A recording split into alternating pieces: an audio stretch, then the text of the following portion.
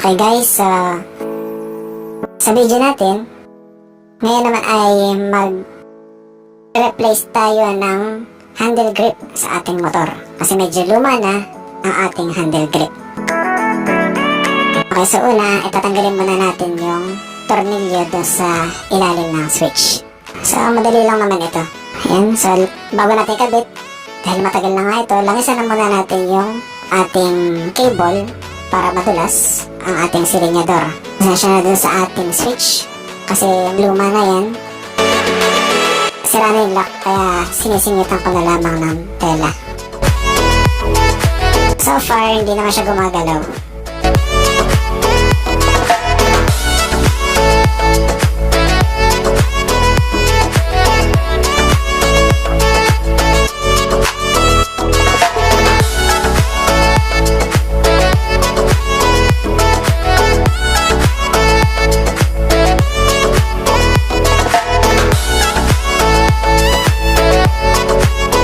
So, i-fit lang natin siya ng maayos. Ibalik ang tornilyo.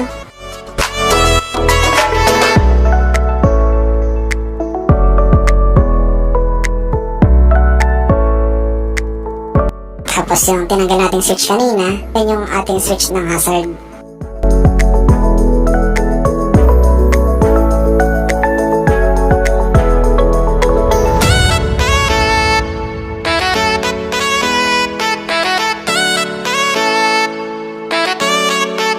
Then sa kabila naman, hilahin lang natin yan habang tinitwist.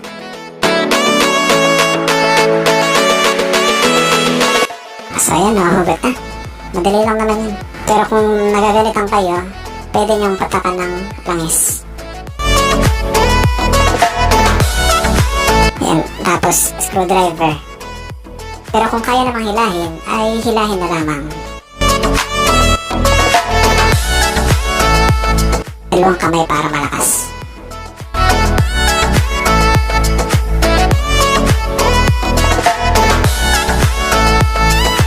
Hi, Tess. Hello.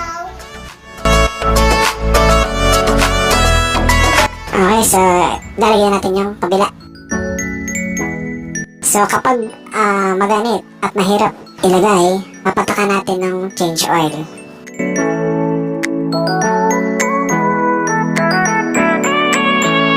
Ayan.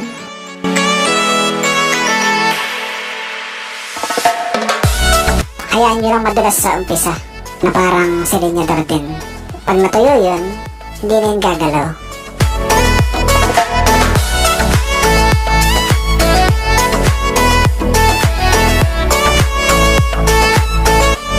Okay, medyo maganit pa.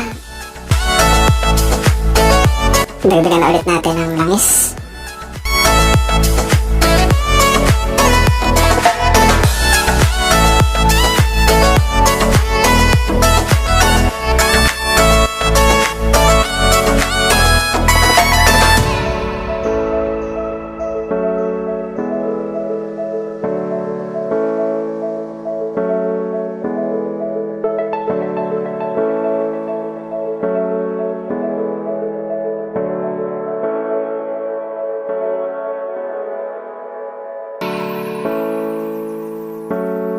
Hayaan nyo lang na medyo madulas na parang napipihit.